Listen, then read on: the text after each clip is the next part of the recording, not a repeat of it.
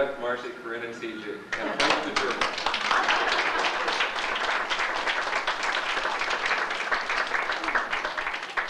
The last one is from Cheryl, and she'd like to read hers herself. I don't remember kids. Didn't I read mine? Yeah. Sure. With me. All right. Sorry, Mark. Well, I'll never forget the first time I met Gib. I was up in the convent in Aberdeen, and Mom had told me that she was going to bring Gib up to meet me. And I don't remember her exact words, but the impression she gave me was that for Gib, spending an afternoon in a diminutive little parlor in a Catholic convent, being inspected and evaluated by a nun, was an ordeal he didn't really look forward to.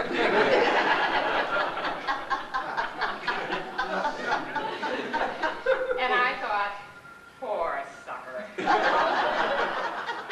He's going to have some anxious moments, wondering whether or not we decide we like him. On the actual day that I met him, I just felt so sorry for Gib. I had never seen anyone as nervous as he was. I wanted to tell him that under this forbidding black habit, I was really a wonderful person. And he knows that now. In the ensuing years, I have rarely passed up an opportunity to tell him what a really wonderful person I am. He just chokes back the nausea and smiles. Gib has put up with an awful lot from our family. But there was something else I wanted to tell Gib that day, and I just didn't know how to say it. I had seen the incredible change that had come over my mother after Gib came into her life. And I was thrilled beyond words. Once again, she had that smile on her lips and the light in her eyes and a love in her heart. How could I not love the man that brought my mother back to life? I want to thank you for that, Gib. And I want to thank you for all the help you gave Mom, raising my 3 incorrigible brothers. That was no small accomplishment. Let's hear it for Gib.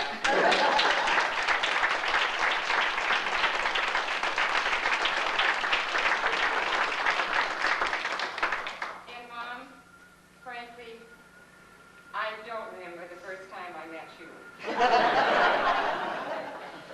But I do remember that you were always there for me whenever I needed you.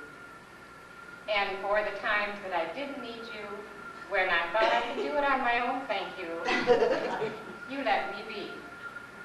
You always maintained that marvelous balance between the two extremes. And one of my favorite memories of Mom is when she would do her tap dancing routine for Linda and me. Now, we didn't know if Mom thought she was Shirley Temple on the Good Ship or what. She seemed to think it was pretty cool. Now, Linda and I thought it was pretty pathetic. Embarrassing, to say the least. But we were teenagers then, and there wasn't much we didn't know. Correction. There was one thing I didn't know at that time. I didn't know that I had inherited the toe-tapping gene. Right? Years later, I would find myself at the kitchen, buttering toast for the kids, doing the same tap dancing routine, trying to impress them with about as much success. So, Colleen, I'm telling you right now, if and when you marry and if and when you have daughters, if you don't pass on this unique family tradition, I will be very, disappointed. And for those of you who have never seen the routine, maybe if you're lucky, after dinner, I thought I could gather my mother and my daughters around me and we could form a 3-generation chorus line. Wouldn't that be interesting?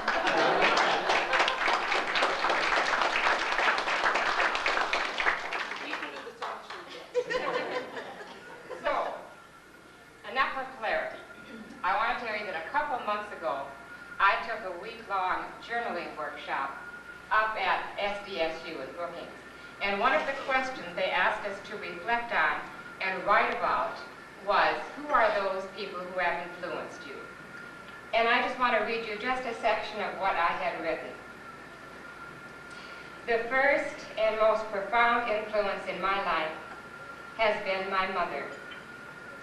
Through her, I had my first and most enduring experience of unconditional love and gentle wisdom.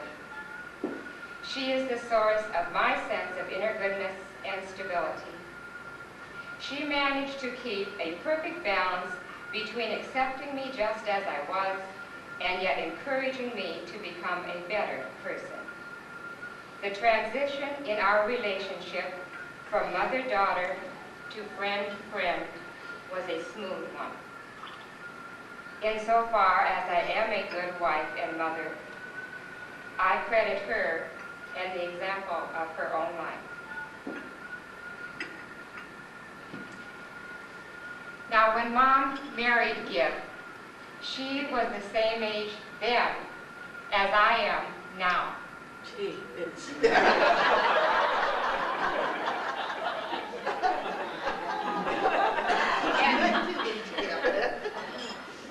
So frequently, people will tell me, you look just like your mother. And that really pleases me. But my real ambition in life has always been to be like my mother. To be as good a person as she is. When I compare my life to hers, the first thing I notice is that I have had a much easier life than she has. Also, I'm better educated than she is. I'm more well-read and traveled than she is. I'm more involved in community and civic and parish activities than she ever was. And now I want to ask you this. Who cares? Who cares? You know, for all those superficial attributes I may have, I am still not a better person than she is. Now, isn't that wonderful? Isn't that a wonderful thing to be able to say? Haven't I been fortunate to have her for a role model all my life? Thank you, Mother.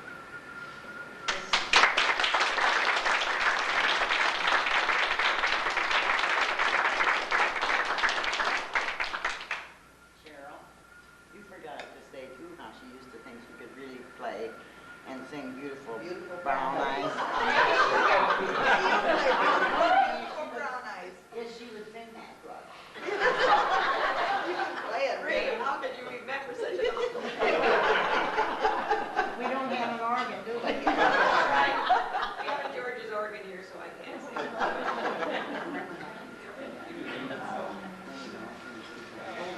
We have, before I give my little talk, I want to say a personal note.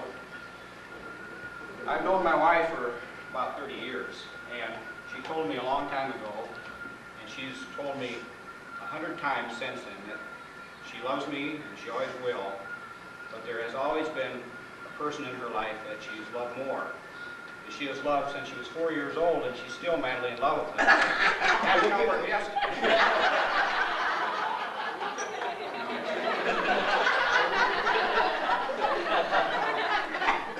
When I found out that me here tonight. I ran down to Sioux Falls to buy the nicest outfit I could. Yes, Barnett. And I show up and Elmer's got one just like that.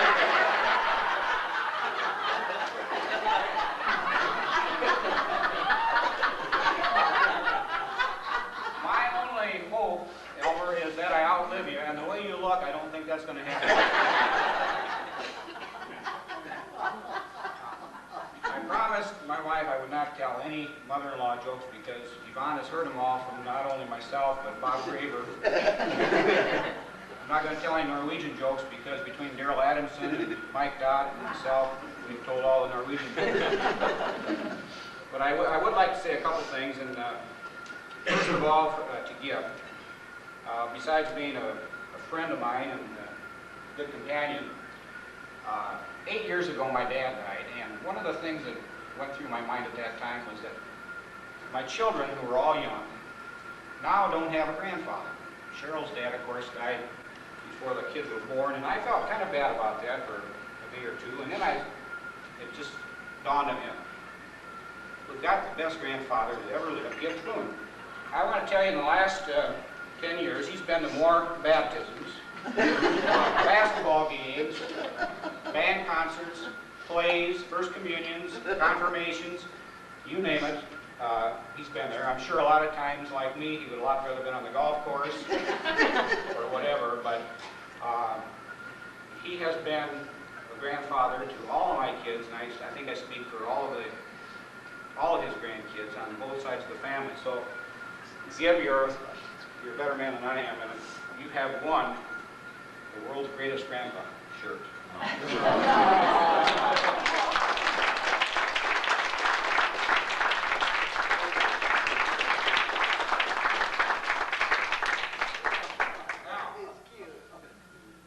It's for my mother-in-law, and we've been after her for years, Bob Graver and I, to get her committed as to who she really likes the best. And she keeps avoiding the question, but Yvonne, let me tell you this.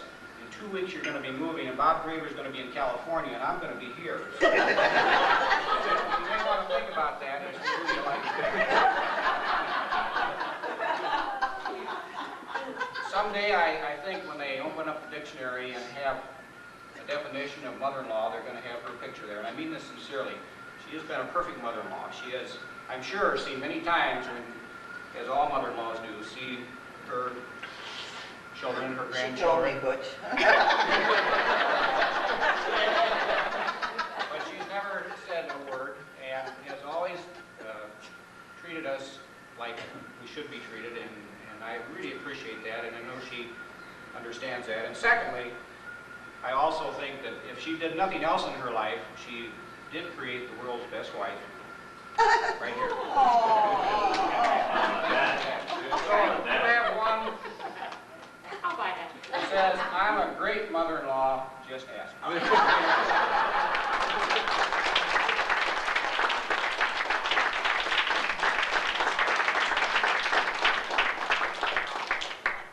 One last thing, and that is this, as far as them as a twosome. The same year that they got married, I started practicing law, and over 25 years, I guess, I've handled about 600 divorces. And nowadays, first of all, marriages don't last, and the odds of second marriages lasting are very slim. And you add the extra factor that you have two people that both have children, they both come from different nationalities, they both come from different religions, and you tell me the chances of that marriage being successful, and they're not very good. These two have taught me that marriage is a give and take. It's never a one-way street. It's always accommodation. And I think that we all can learn a lesson from the way that marriage has been handled. Thank you.